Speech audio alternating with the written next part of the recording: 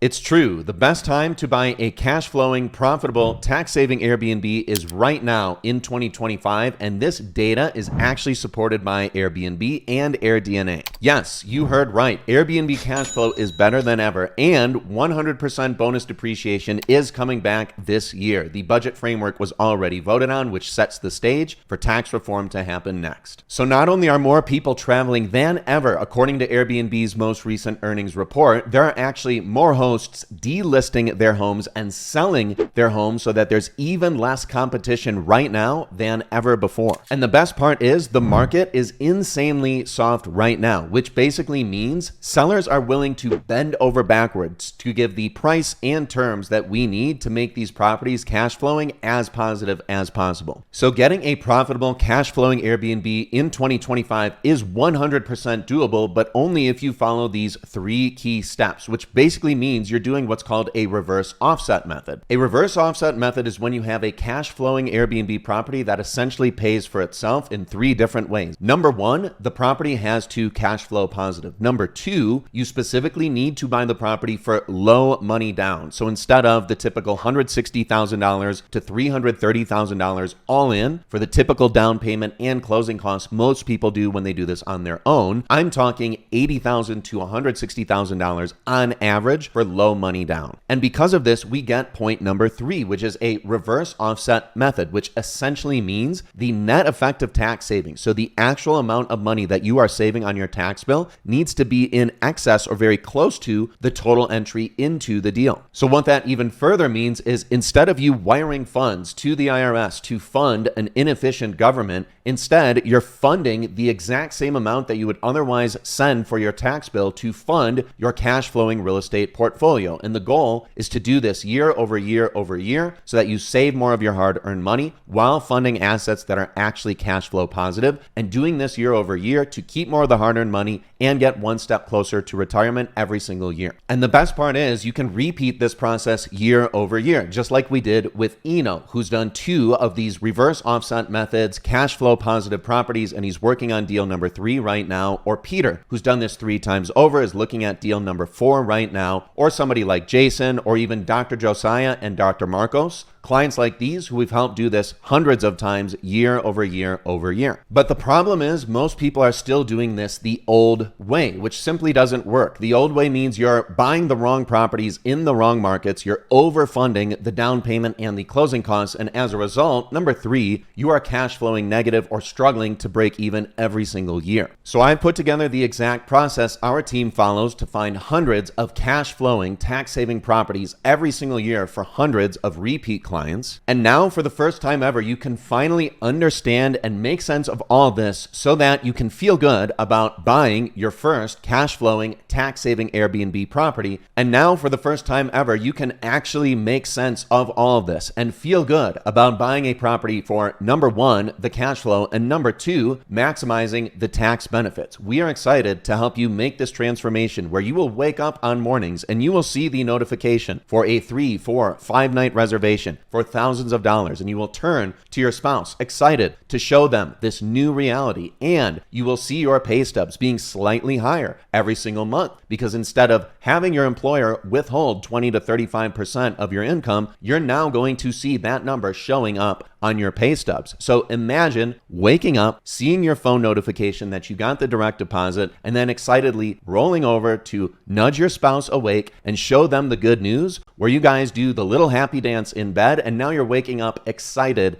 to tackle the day and the rest of your life. So what I've done is I put together a few slides breaking all this down. I'm going to step behind my screen. Done. All right, so this is how the reversed offset method works. And this is basically what we do to help hundreds of clients find cash flowing, tax saving Airbnb properties literally every single year, following pretty much the exact same steps. So there are really 3 secrets that you need to absolutely nail. The first is getting the right market. The next is finding the right property type within that market. And then my favorite one, and this is where I spend most of my time coaching clients these days, when they're under contract with a home and they're about to close, literally just nailing the design. And most of these projects take anywhere from 1 to 3 days max to complete. My absolute favorite thing that we've discovered, so I can't wait to share this with you. So some quick stats. As of 2025, right now, there are literally millions of short-term rental listings available right now. And what's cool about the recent data that Airbnb has shared is there are people delisting their homes, which is phenomenal news for somebody like you or I, because what this basically means is there will be less competition as time goes on.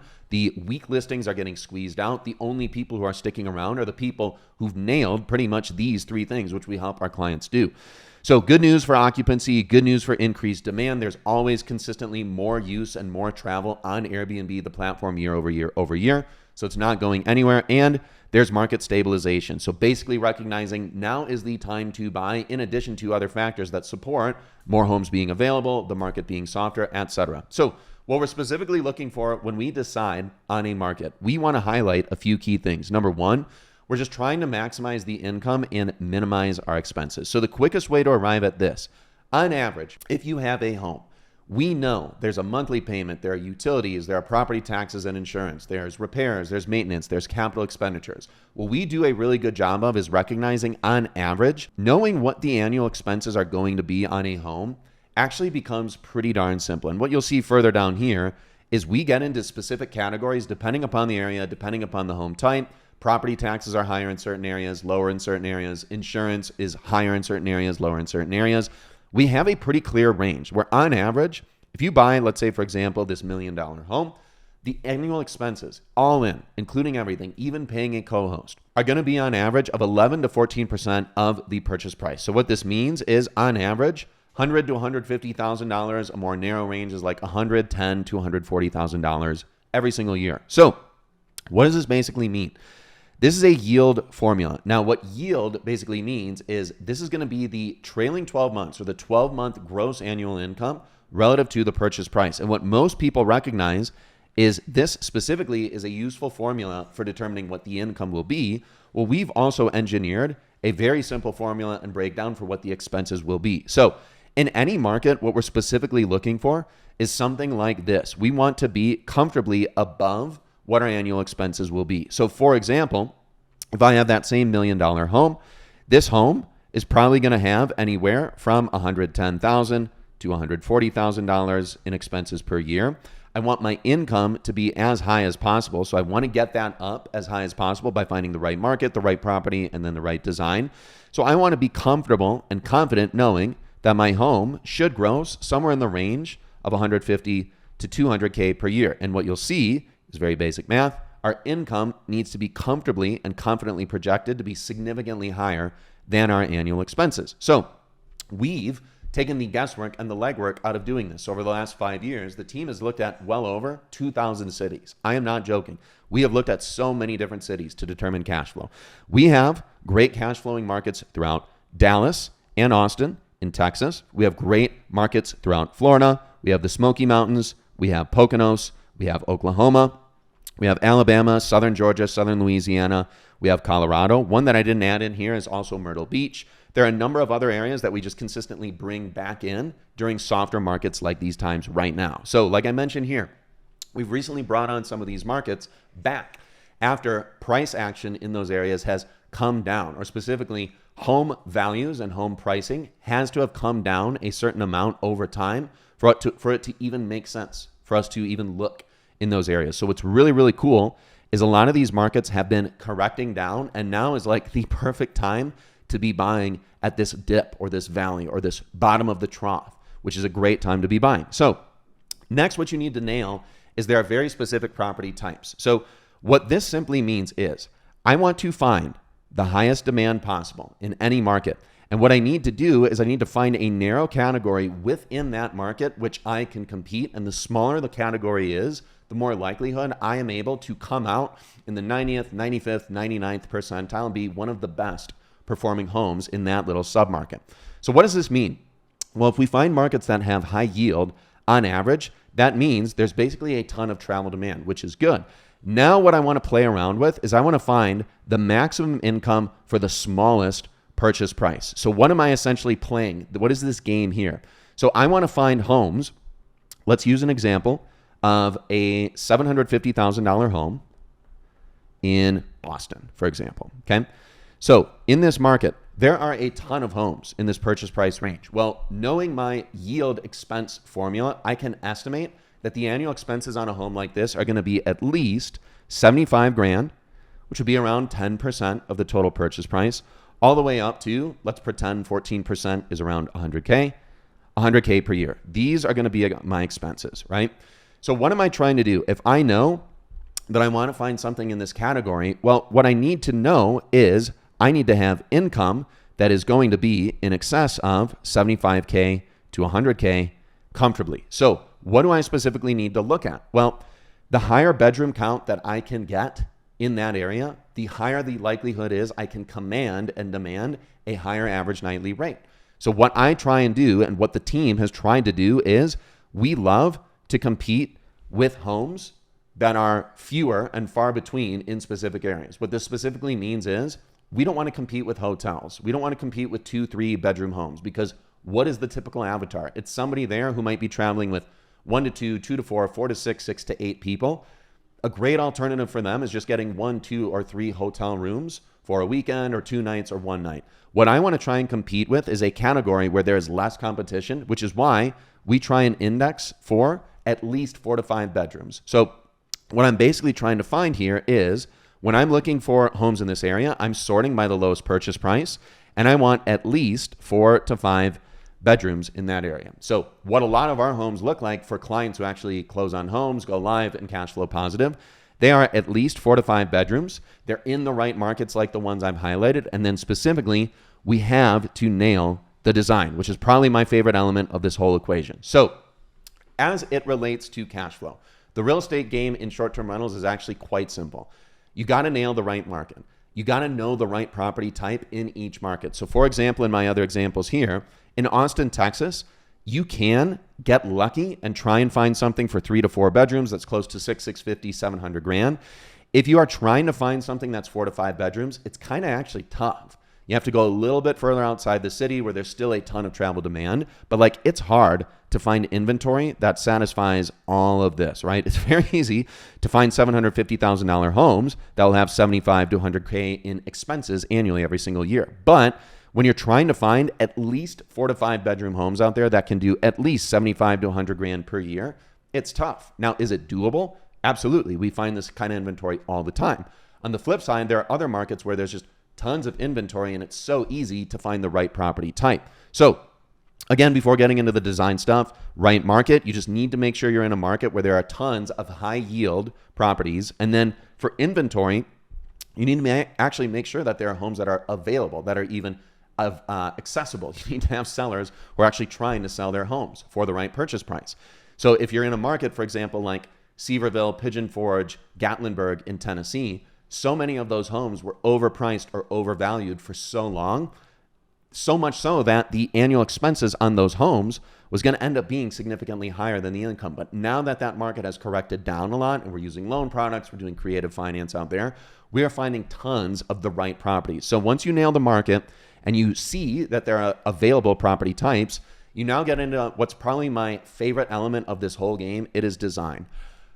I cannot believe how right I got this whole equation and then how wrong I got it throughout my journey. So going back through my journey, in 2021, I closed on my very first 2 short-term rentals. I absolutely nailed the design. For one of those homes, I had a partner who literally handled 100% of the design. And then for the second home, I did it on my own with no partner, but I paid a designer, and including all the furniture, the design costs, everything, it was around $28,000 to $33,000 all in. So I designed that place for around $11, $12 per square foot if you also include the designer's cost or their investment. What I then discovered was, I'm some sort of genius. I just nailed the market. I nailed the property type. I nailed the first 2 elements. So why don't I just go and find more properties exactly like that, and I'll just repeat this process over and over. But what I didn't do in 2022 was I skipped all of this. I skipped out on pretty much all of these thesis statements, which are super, super important to get right when it comes to the design. Now, anybody can show you the right markets because we've done the work for you. Anybody can show you the right property types, but what it really comes down to is the highest return on the simplest types of designs, lowest cost, lowest degree of difficulty, and then highest return on time, which my favorite thesis statement for all of this really just boils down to this. If you can just nail these super, super, super simple basics and then add in over time more of the complex items or more of the advanced items, or if you just do it all on your own right out of the gate the right way, which a lot of our clients do, because we do a full audit and a full consultation of What type of accent wall should you be doing? What type of wood paneling, 3D wood panel, wallpaper, paint jobs, or specific textured paint jobs, like all of those items, which I'm going to show in a second. It basically becomes a very simple wash, rinse, repeat game. So your best practices are basically going to boil down to these. There are wooden accent walls, there are textured paint jobs, and then there are some basic other amenities, which I'll dive more deeply into in another video. But if you can just nail these basics, the game becomes super, super easy. So going back to the thesis statement, we want to be unique and superior. So there are two items that we really want to index for here. Number one is we want unique stays. And what do people value when they're searching on Airbnb? They want something that's cool. Like, we're already choosing to not stay in a hotel, so we're already getting a little unique. When people are looking at the listing photos that you've got and they're choosing the right property for them for their 6, 10, 12, 14, 18, 20 person stay, they're playing into the vibes. So this is all about selling vibes. So you want something that's unique and you want something that looks better.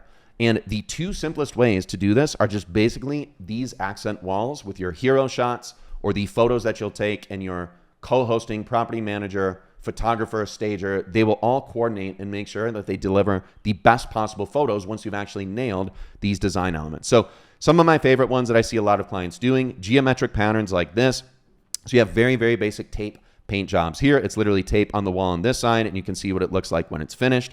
Here are a couple other examples that I found online, and a lot of our clients use these as examples for inspiration. Same thing with asymmetric or staggered interrupt patterns. So these were examples of other tape jobs that are, again, just like these ones here, but you just did it vertically and you have this like asymmetrical design.